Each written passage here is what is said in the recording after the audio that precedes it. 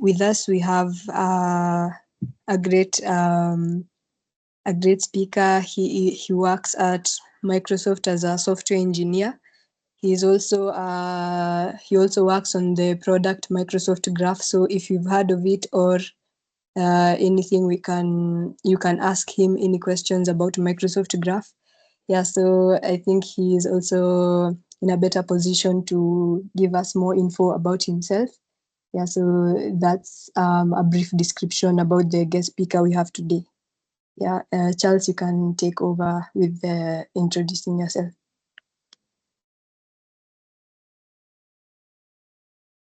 Let me turn on my video.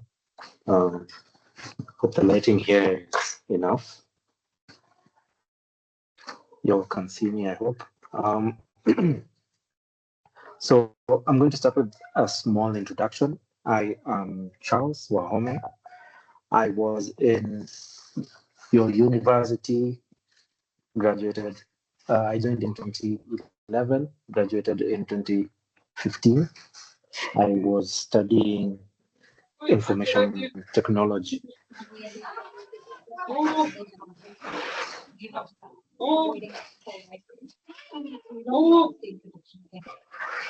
Yeah.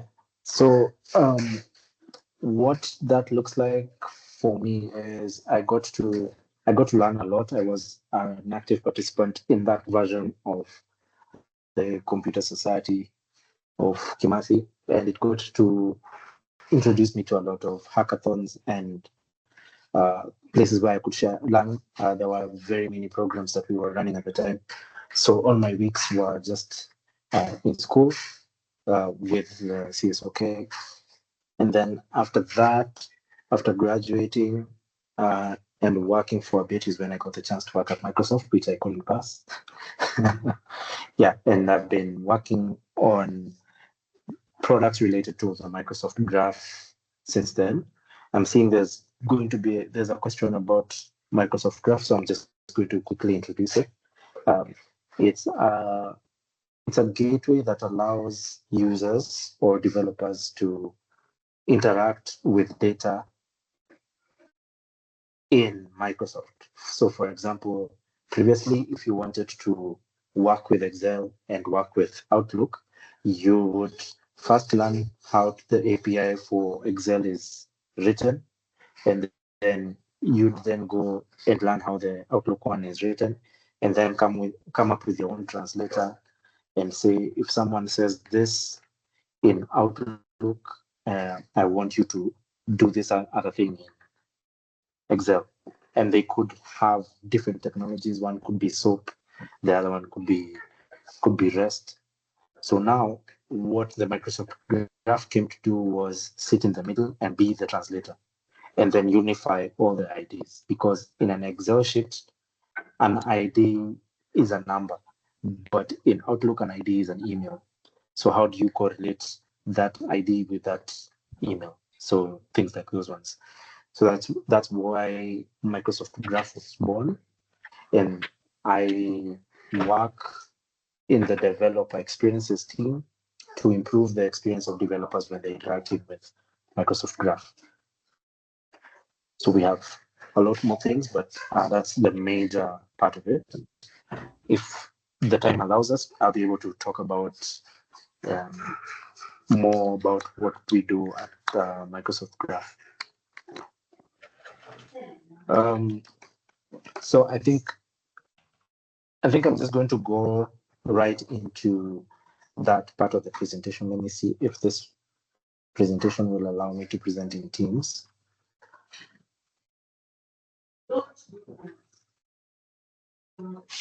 Just 1 minute for me to save this with the right permissions. Yeah, so, and then you'll tell me once you start seeing my screen.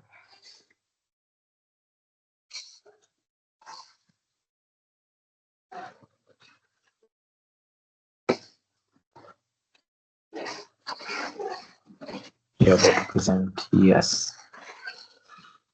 So it's not a long wordy presentation, and you'd be able to play around as I'm presenting. So let's wait and see.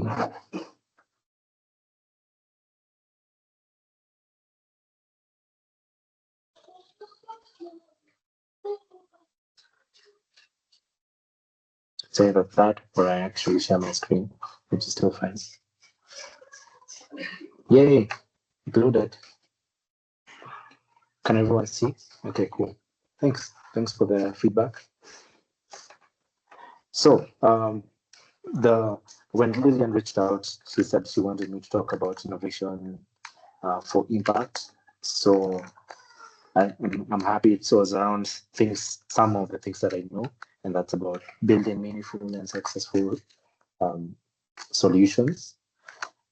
So the first major problem when you're thinking about solutions is coming up with that project idea. And this is, I'm going to be jumping in and out of talking about school projects and then talking about projects that are for sale. So a project is a project in this initial stage. So I think that the very first part is coming up with the project. And that depends on where you start looking at problems for solutions. Your starting point. And the first one, which I usually go to, is using the Maslow's hierarchy of needs. I think probably everybody has already gone through this topic of the Maslow's hierarchy of needs. But bringing it home in a school setting, you'd be looking at what are the problems I'm facing at school and how can they be sorted. For example, how in the area of food, what is the problem that I'm facing? Now, this was actually where I stopped looking at the Maslow's psychological needs when I was in school, because I stopped at food. So the problem at the time for me was I couldn't get to the mess in time for chapatis. Or if I'm if I'm if I'm on time for chapatis, the chapatis have not yet been cooked or they've just finished that batch.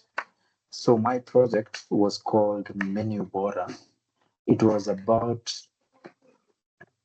getting a subscription platform to chapatis at the mess.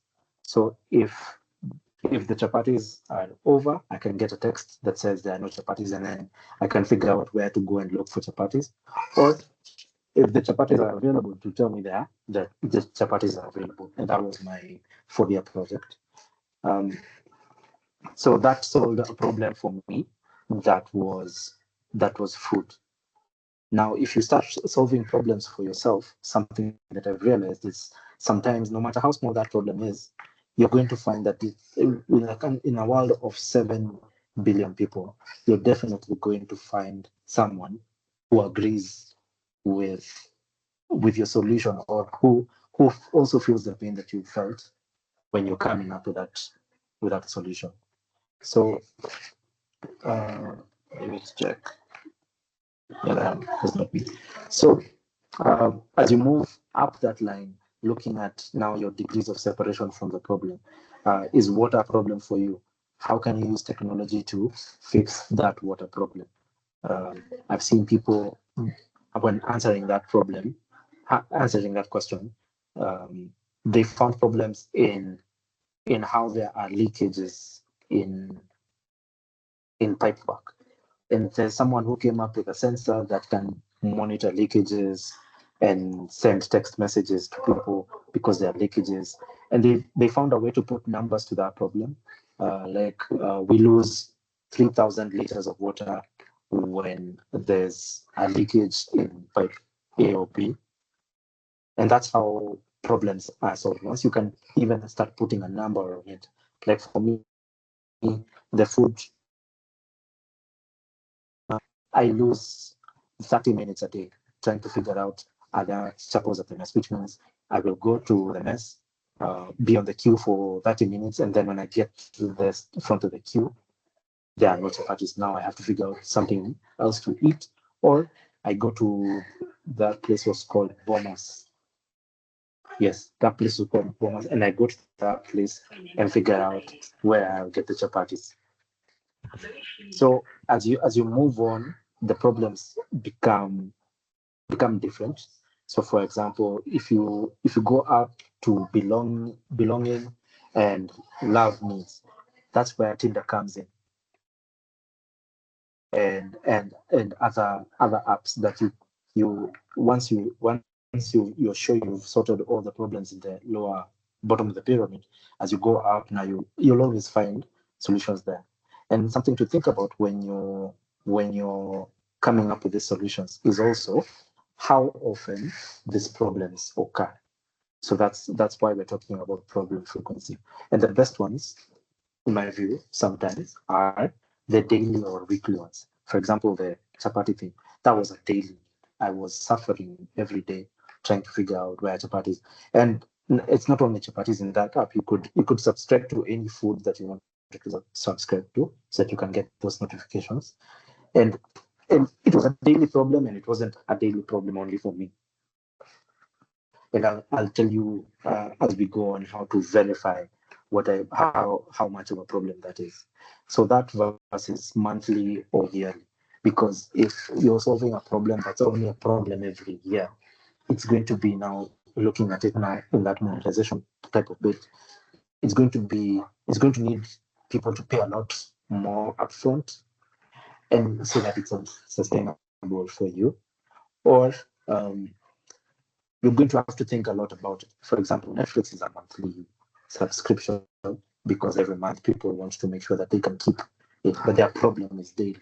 So getting monthly products or yearly products or every 6 months, problems that you need to solve every 6 months can be more shaky than when you're dealing with them on a daily.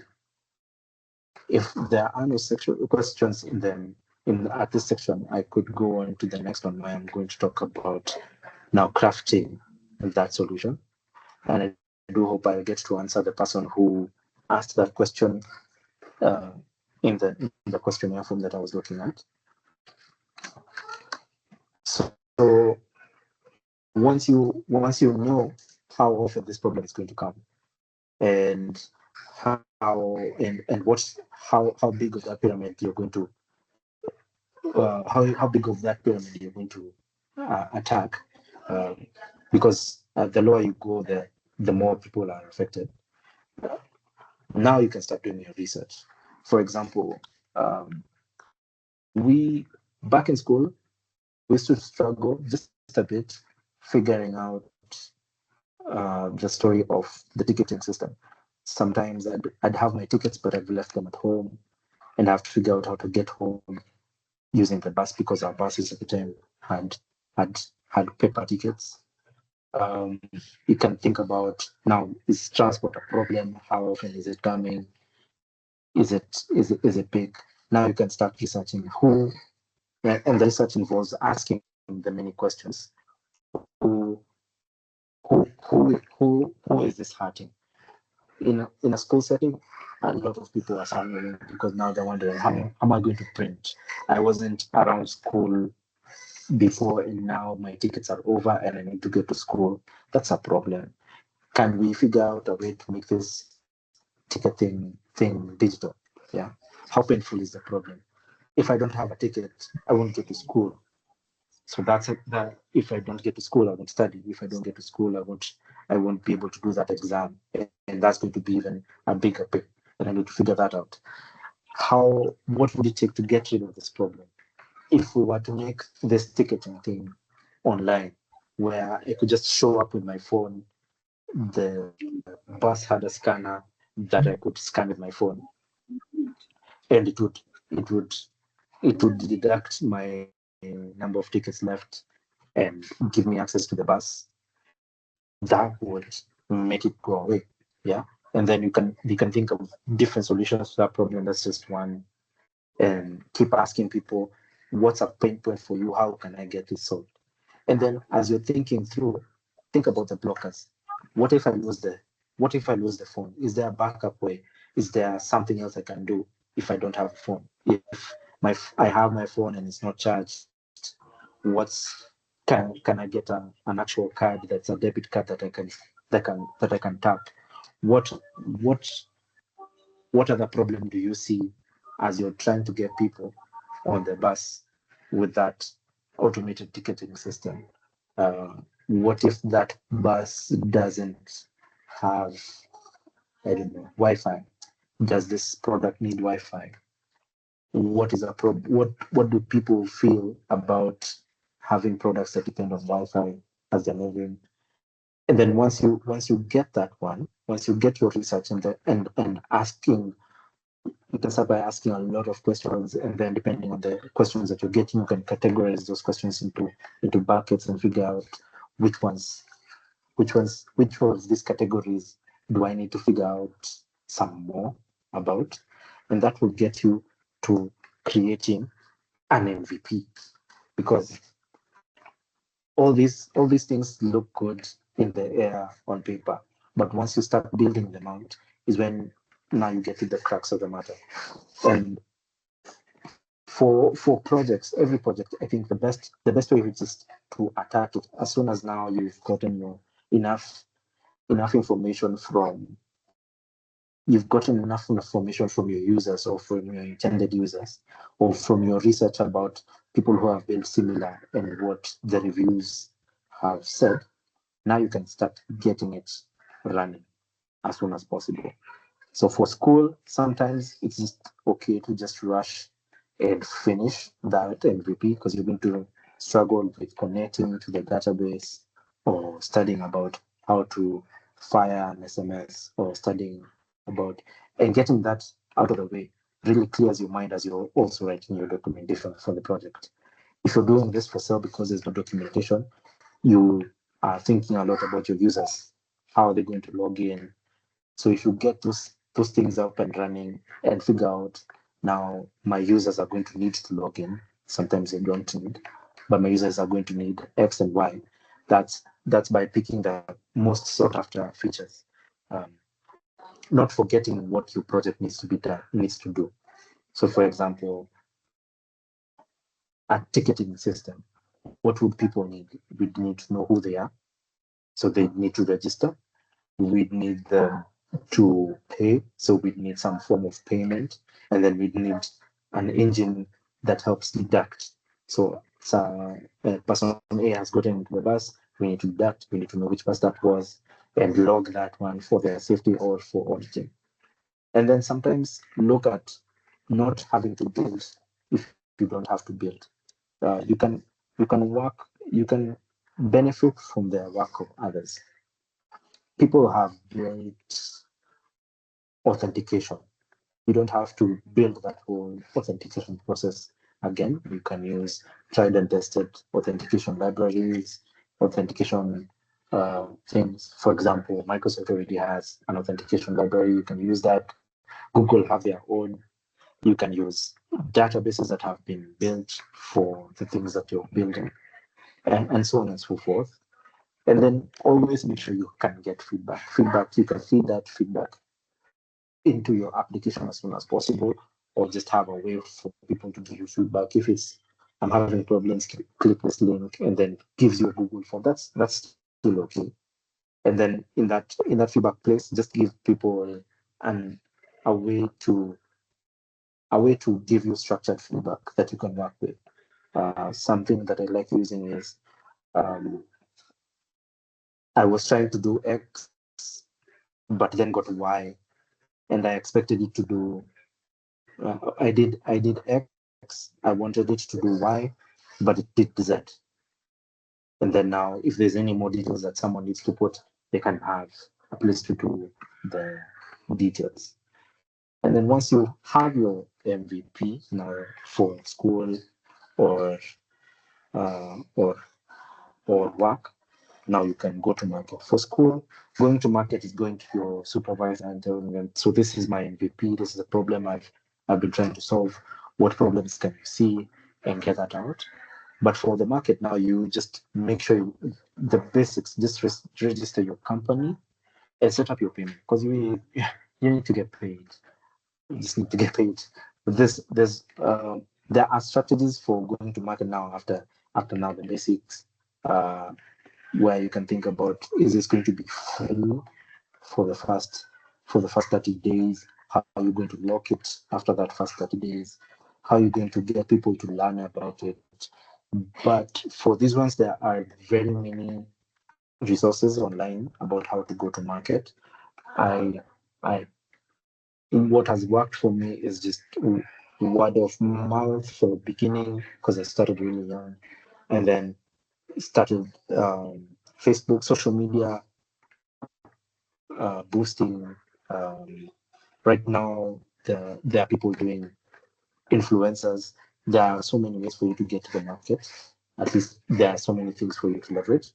Um, and then somehow we can go into the funding part. What what I've seen about funding, you can either do it two ways. Uh, One is, yeah, you can do it two ways. Local funding, if you're young, you can start with family and friends. And at this point, with family and friends, it's quite easy to get funding. I'm going to give you a real life example of myself. Immediately after campus, back in 2015, I started a startup called Greenwald Groceries. The problem was people were getting more money and they were finding it hard to go to the market to buy um, their groceries. And they were a bit proud, so they're not going to be rummaging through tomatoes and onions at the market and wasting all that time that's precious to them. So our product was, we're just going to go to the market early in the morning. You give us your shopping basket, and then we're going to bring it to you.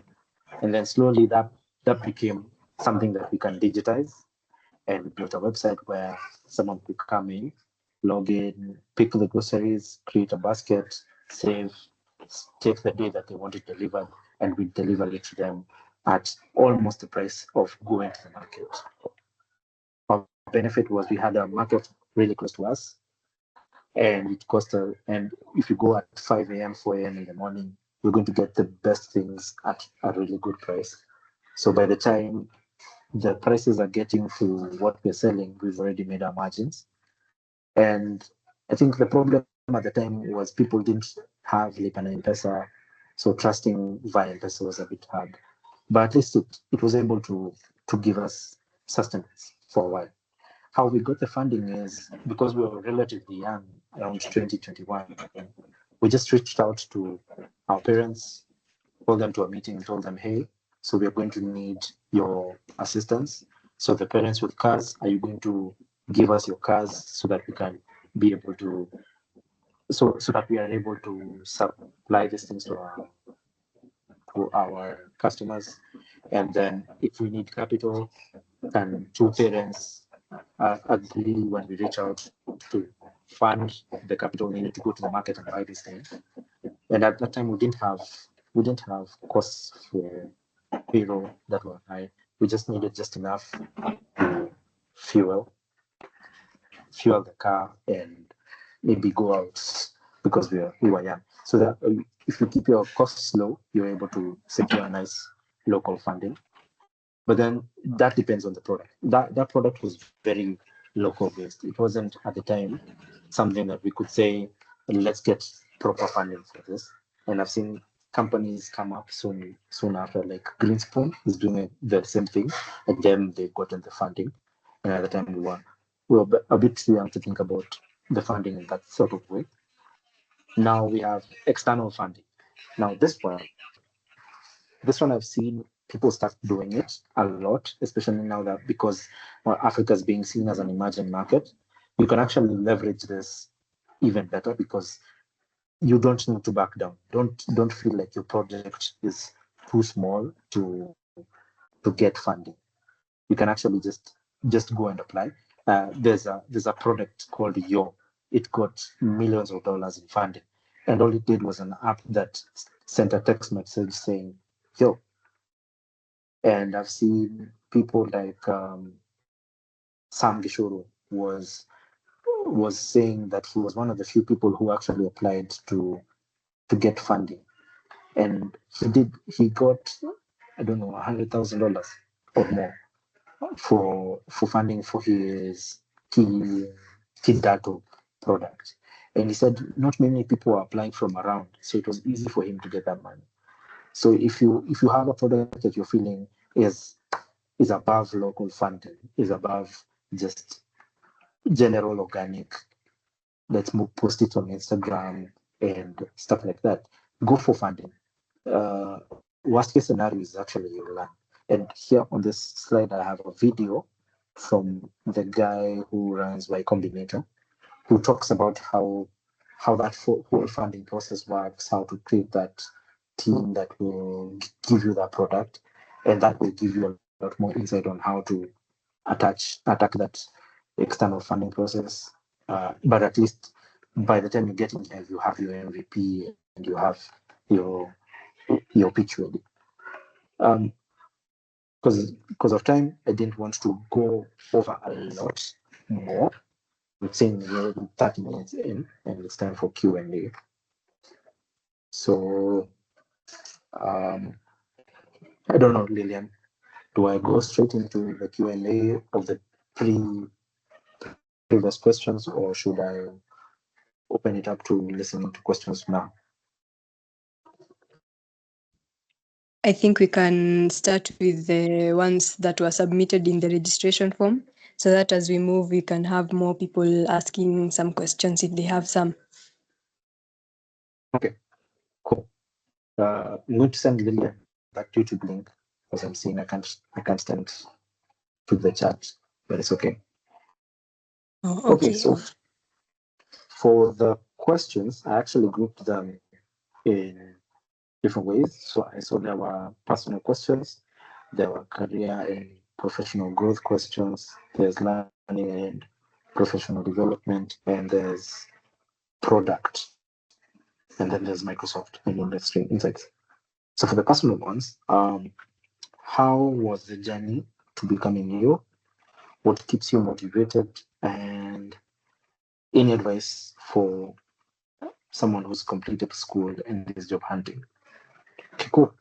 So for my journey in school, I think I started a bit about it. I started building things when I was in school.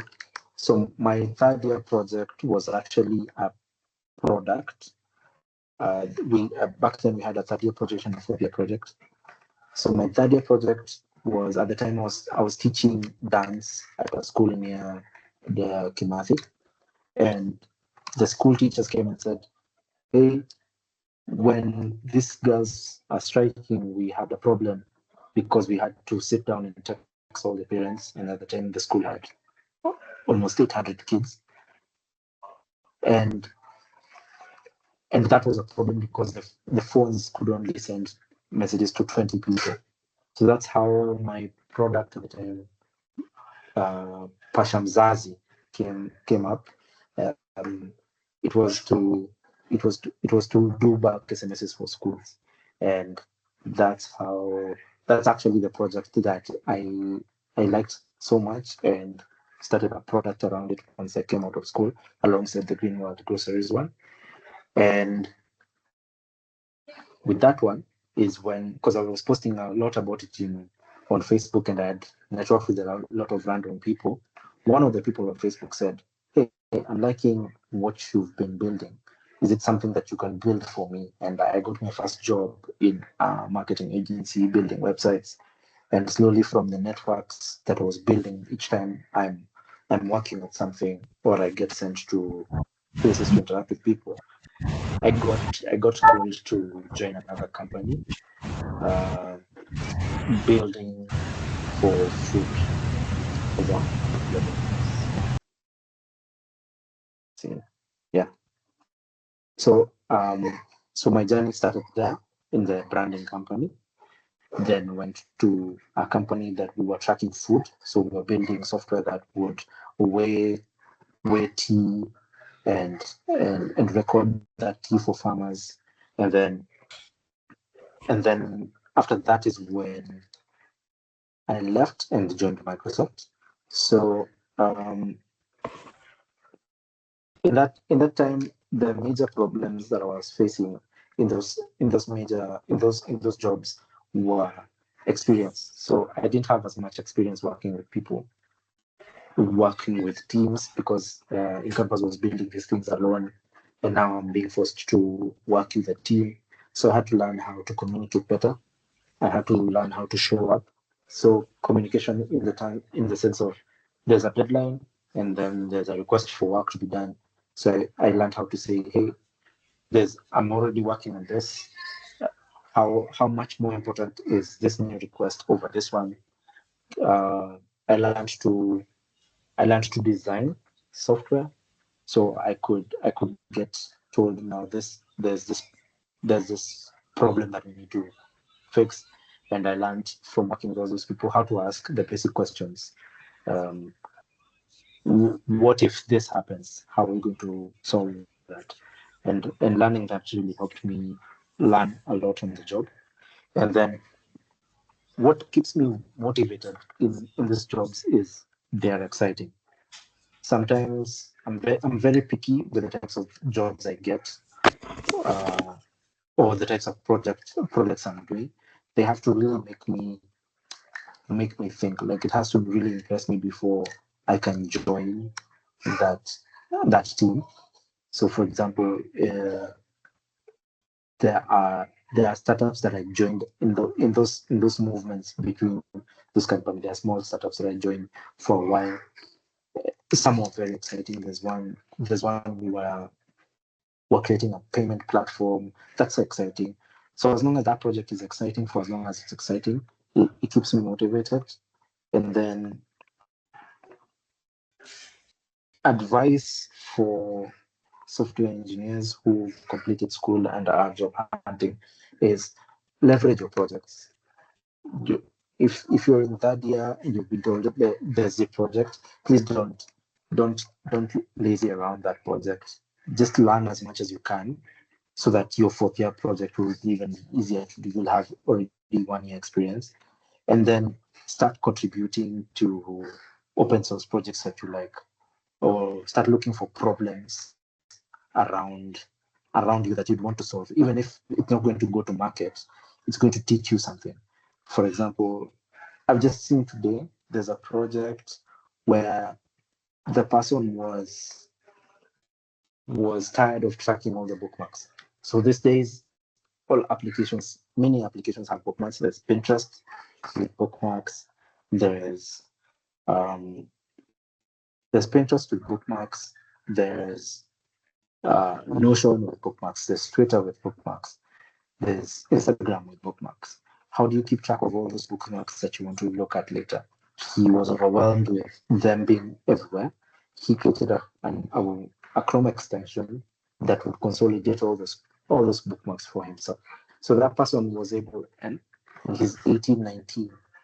So that person has been able to learn how Chrome works, how extensions are built, how the individual applications save their bookmarks, so that he can come and grab them from where they're saved and put them in that application of his.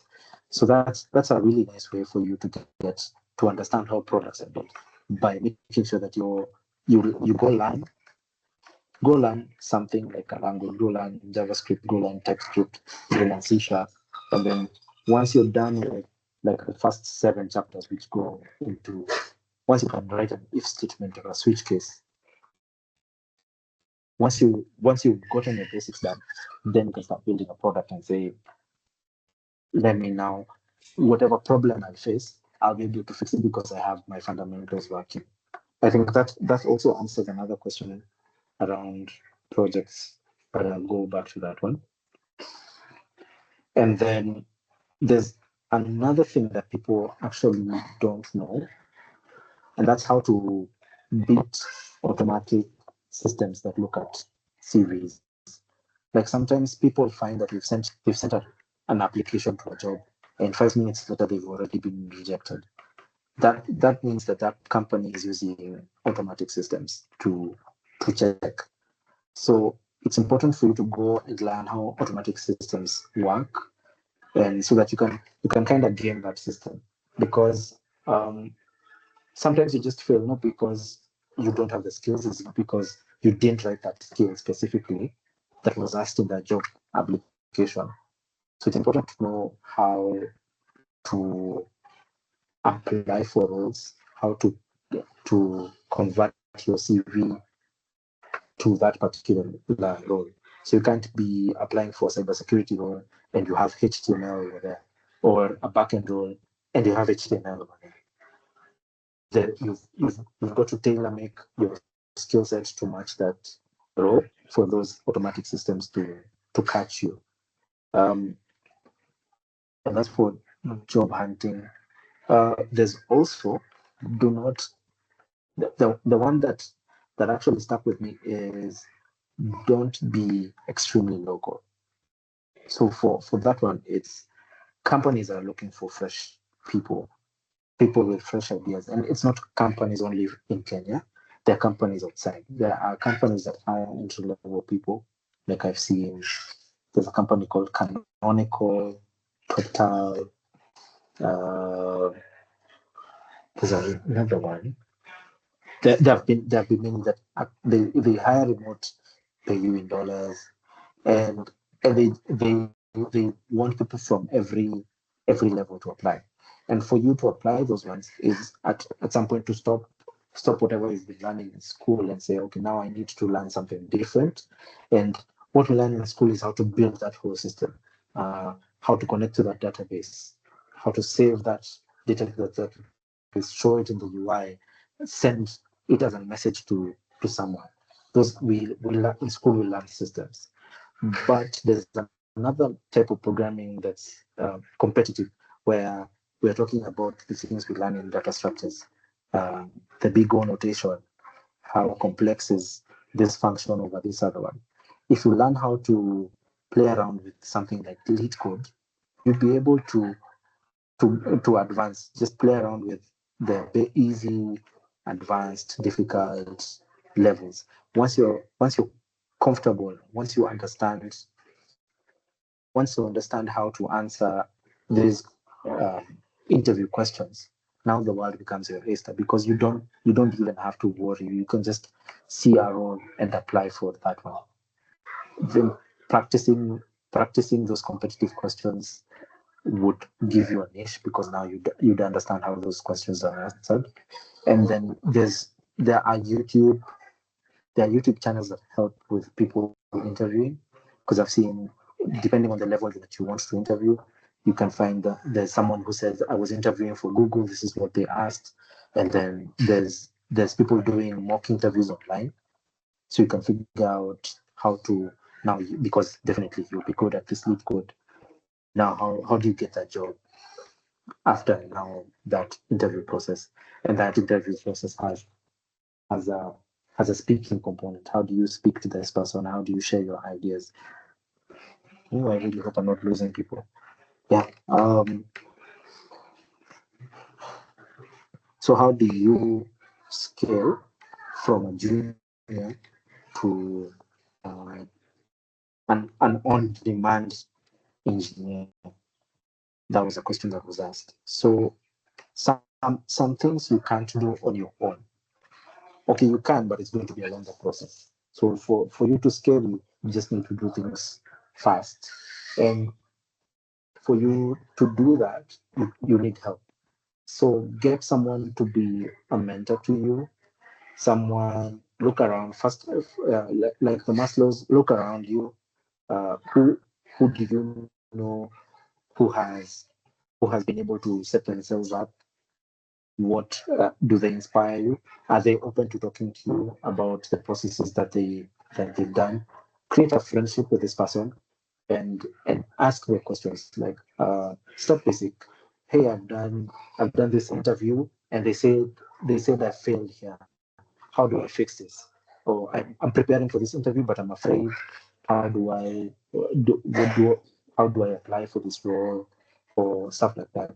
Now and when you that was in the getting in, and once you're in, you'll find that some offices have politics.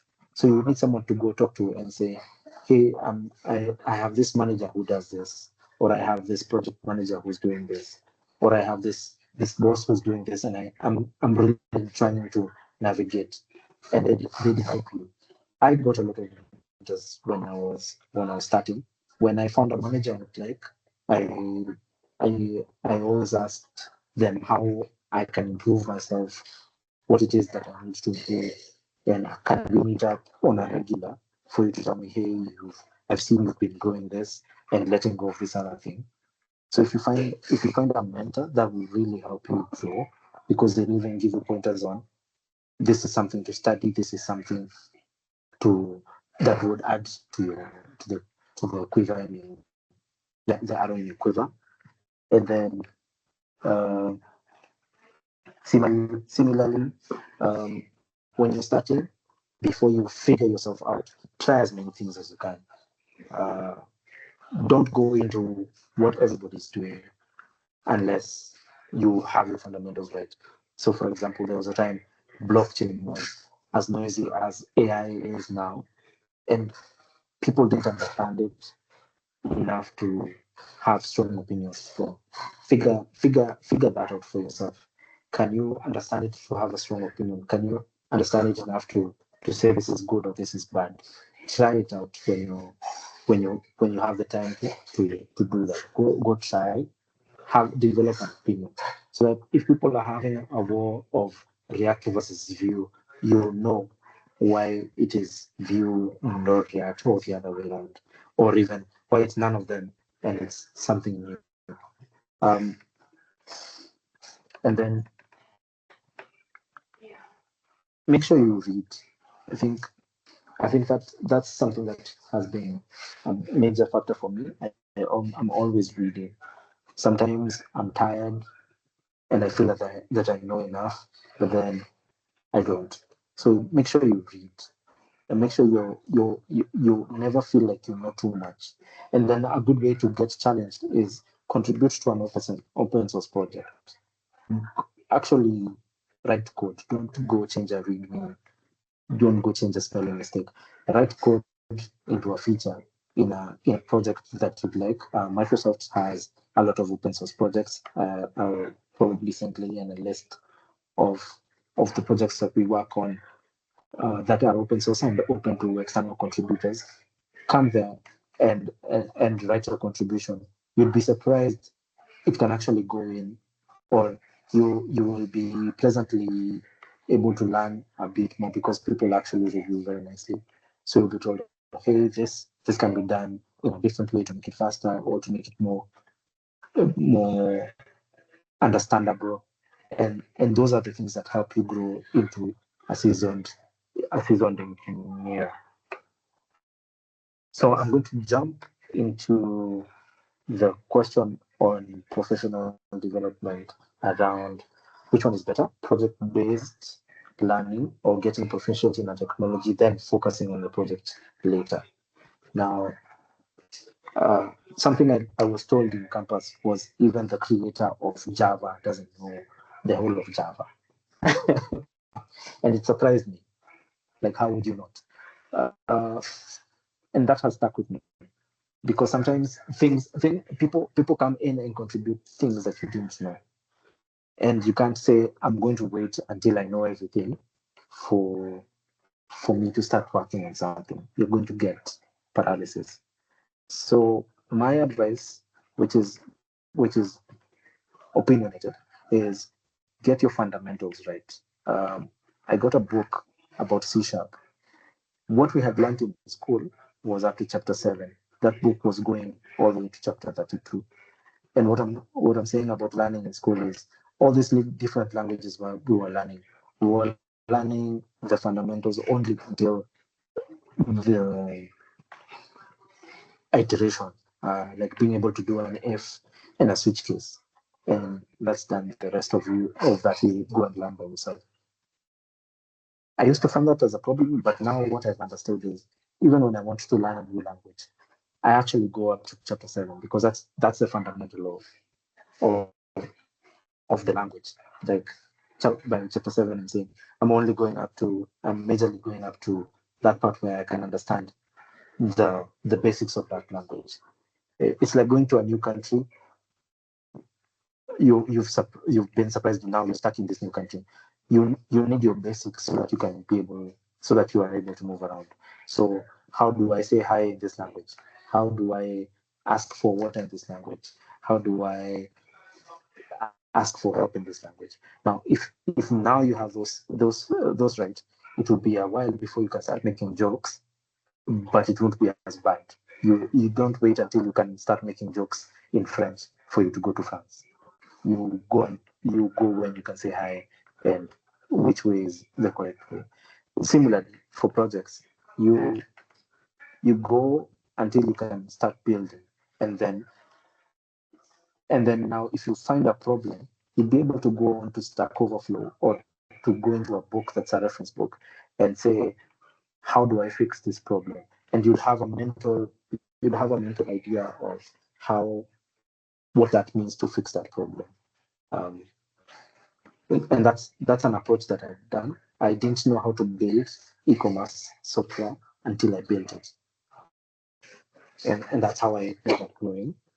Uh, there was a question on crafting a project idea into execution. I'm hoping that that first part around the MVPs and the research and the frequencies and the hierarchies are going to help you are enough to help answer that question. And then how do you create a product that sells? It's around building MVPs and figuring out the blockers. So a product that sells, people buy products that have been thought through. Uh, Uber, Uber came in and they had everything figured out. They knew that people are going to request for cars, and people are going to have cars available for requesting. People are going to need an app to share to share rides. People are going to need uh, to pay. Like if you have the your fundamentals locked in, people will buy. And then yeah, what are the key things to look for or to consider when building sustainable tech solutions? The sustainability is can I how I see sustainability when building solutions is, can I stop building and someone else can pick this up? Or can I pause and come back years later and be able to continue? So writing maintainable code is a gift that you give yourself. So among the things that you learn when you're building your software is how to make sure that you can you can give it to someone and they won't ask you a lot of questions when they're working on it. So writing maintainable code is important in being able to scale, in being able to be sustainable. Because if you write code in spaghetti and you get funding, you're going to waste a lot of time trying to declutter your code so that the new developers that you now have the money to pay can start building features. So from the onset, being able to write tests, being able to writing tests can come later after the MVP, but just even in that MVP, write code in a way that pleases developers. And then I'm going to jump into industry insights, where we talk about AI and its impact on the software development community.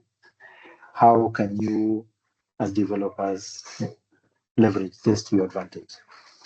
I actually leverage AI every day when I'm working. Um, for example, when I get into a new code base and I'm looking at code, sometimes it's not easy to understand what's happening. So I have the Copilot AI to help me say, hey, help me understand, summarize this code for me. And there's been huge growth in that sector for developers. Um, when I want to do a deployment, sometimes I don't write the complex deployments myself. I just work with a copilot and say, I want it to send once I'm done writing this code and I hit push on GitHub. I want this. I want to create a GitHub action that would take my code, test it, um, and send it to, I don't know, DigitalOcean to and deploy it to DigitalOcean. It will come up with that YAML file that I can test and tweak and change for me to be able to see my changes live. So those are the things that AI can help you with. I think AI can help you also learn. For example, once I'm done writing my code, sometimes I go to my VS Code Copilot and say, is this code understandable? Is there a way, should I make it shorter? Is there a way to make it shorter? Is there a way to make this code cleaner? So what I've learned slowly is now I do not depend on copilots after the fact, because how I use it is for learning.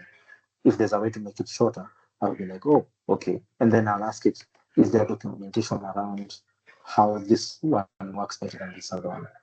Or if I'm doing a code review and there's code and I'm wondering how to express the fact that this code could be done differently without hurting this person's feeling, I can go to the AI and say, help me review this code. This doesn't look right to me. Is it correct? Is it not? And then it will tell me, and then I can craft a message using that to help this other person improve their code. There are so many ways to leverage AI. There are so many ways to actually learn or build products. There are so many products happening right now, being built right now, leveraging AI that you can check out even for school projects. Uh, there's also there's a set of alumni from Lilian Kimathi who've built and who've leveraged AI to build an application that can study the syllabus and your past paper. So if you have your CAT exam and feed it to the AI, it could check what topic you failed at and give you lessons regarding that topic. There's so much you can do. It's not something to sit on. It's not something to fear. You don't have to start by understanding everything, but along the way, by building your curiosity, you'd go start wondering how is it that this thing can understand, and that information is available online. I've seen IBM have really good videos that help you understand all these things. They break down every topic, how the machine learning part works, how the AI is able to retrieve this information, how it's able to store this information for faster retrieval using indexes, how indexes are built, how indexes can be fit into something called vertices. But I think it's vertices or vertices, something it will be. Yeah, there's so much to learn about it. I think it's very transformative. If you could pick if you understand it, it would really push you a long way. Um, what else? I don't think there's questions that have been not answered other than Microsoft related ones. So let me go quickly into those ones. Tools recommendation for startup. So what I know is there's opportunities for students. Um, there there are credits that people can get.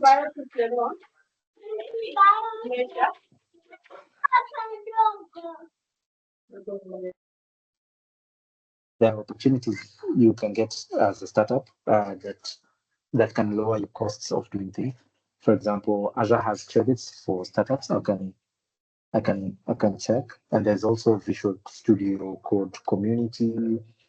And there's Visual Studio community and Visual Studio Code for people. There's also, yeah, I'm seeing there's a Microsoft for startups for support. So there's a support engine around Microsoft. You can just search for Microsoft for startups, or even cheaper now that you're here is use take advantage of the student ones. And then once you no longer have a student email, you can set up for the startup because they're usually limited in nature. So if you start your startup one too early, you might lose out on the benefits when you actually need them. I think I've answered most of the questions, so maybe we can bring in the live ones if we have time.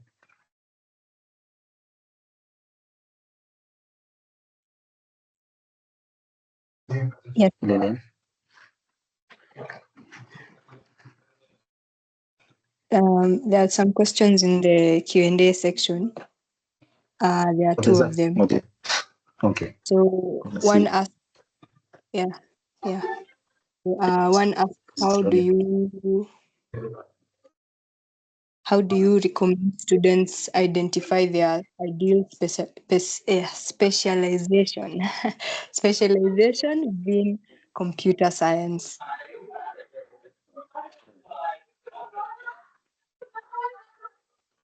Students identify ideal students. So, okay, I do. I personally do not recommend it. You'd be specializing too soon. You, I'd say spread your wings. Learn as much as you can, so that you know where your heart is at. Because if you try them, if you try them out for size, you'll figure out I like cybersecurity more than data science or development. And for development, it's like a full stack, backend or front end. AI or DevOps, like you'd never know until you try. So I'd say give yourself some time to try them so that you can know which one you like and not like. And then now you can start diving deep.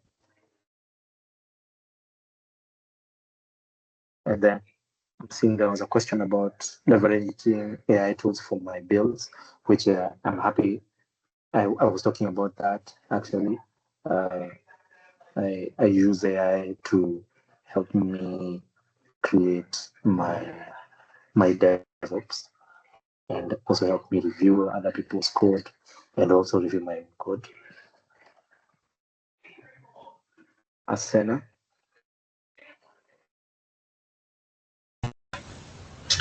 Hi, I'm audible.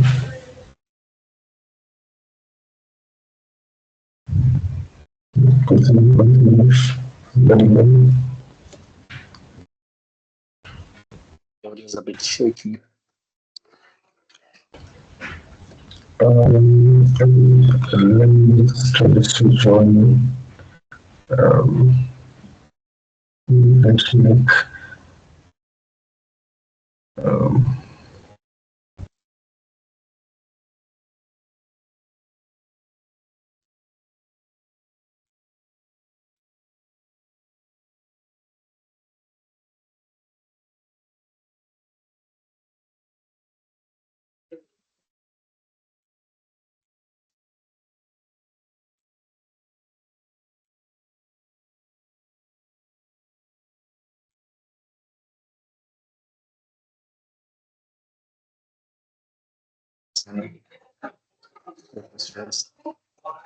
More than happy to answer.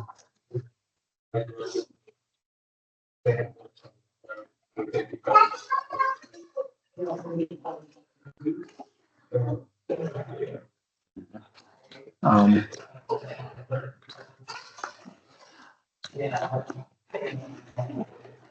do you have any other questions?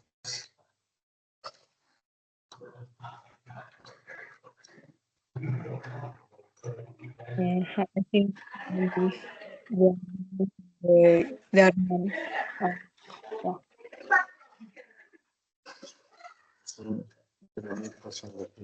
Oh, yeah, there's a question that has been posted right now. Specializing on front-end development or something else and considering AI, but also wondering if it's enough to be on demo. Is that way?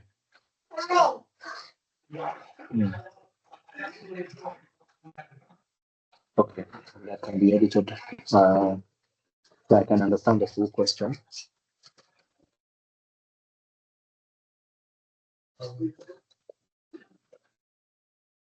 And for people doing front end, there's an Vercel have created an AI vo.dev. They you can talk to it and tell it this is what I want to build. It will build for you, and you'll get the code for front end developers. Or you can actually send a picture of what you want to do, and it will write the code for you, and then you can enhance that. So when I was talking about here, you don't have to do everything yourself. You can leverage all the tools around you. Don't be lazy if you don't have to, and also don't take too long. You can use AI. Um, I'm not seeing more questions, and this one from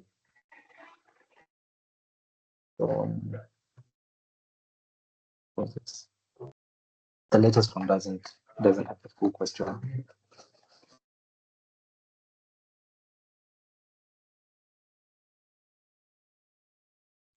Okay.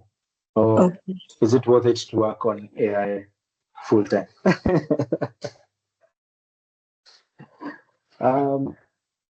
Yeah, I can't tell anyone what's not worth it, because these were roles that weren't available before. They've come in, and if someone had told that person that it wouldn't be worth it, then we wouldn't be here. If you're seeing that it's important to you to learn this, as long as you have your fundamentals right, that's okay. Because even AI is a huge learning about AI is a huge investment of your time, because you need to learn a lot about how those machines learn, how they store, how they retrieve, how to make them faster, how to make sure they're not hallucinating. It's definitely worth it, especially right now with people not knowing as much. It's a good thing to be there early, and it's also important for you to be able to spread your wings and learn a lot more. Like if you have an idea about cybersecurity, that'd be an easy way for you to figure out what are the risks around your AI model, or what are the risks that are being exposed. If you're learning about UI, it will be very easy for you to figure out how to display this to the user, because they're not going to be dealing with the AI directly. They're going to be dealing with an interface. Yeah, it's worth learning. Specializing too early, I'm not a big proponent of specializing too early. Just give it like a year or two of learning for you to say, okay, now this is what I want to be for a long time until the next tech is brought. Yeah.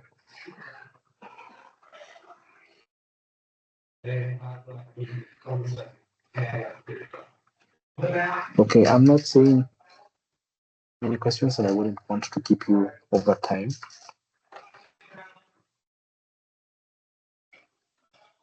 Thank you so much for listening. I do hope that there's something that was beneficial to someone. And if you have any disagreements, I am not, it's only Lilian's poster that could say that I am an expert. I am not an expert. I am open to learning all the time. So if you have some insights on something that I said that would need correction, I'll be happy to learn from you. Please don't hold back if you disagree, and especially do not hold back when you when you agree. Yeah.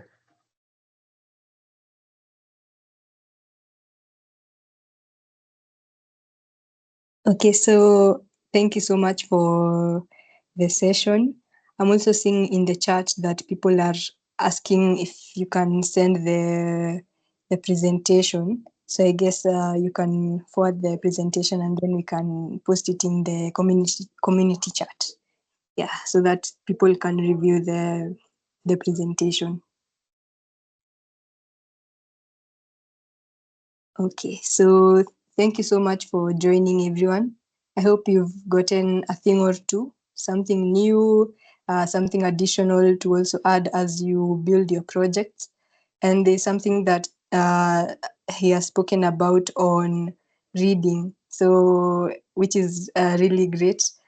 In CSOK, we are starting a new series which is on reading tech books. We are going to we're going to start with a book on Python projects.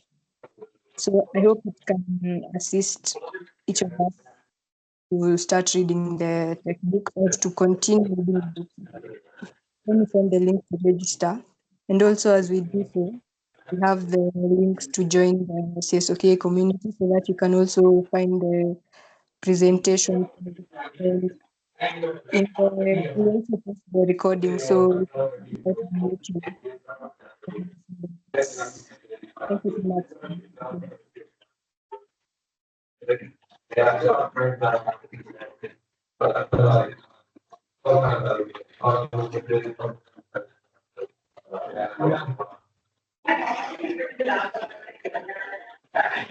don't know if I can see on the tab you are raising your hand.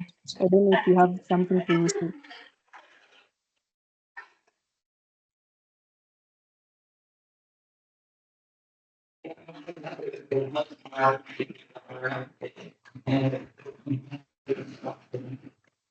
Okay, so the links are posted in the chat. You can check them out, and yeah, you can reach out and review if there are any questions. The recording will also be posted to follow up with any. And yeah, for the book, will be posted in the communities. Yeah, thank you for joining. At your own pleasure, or you can remain for a chat or two. Yeah, thank you. Bye.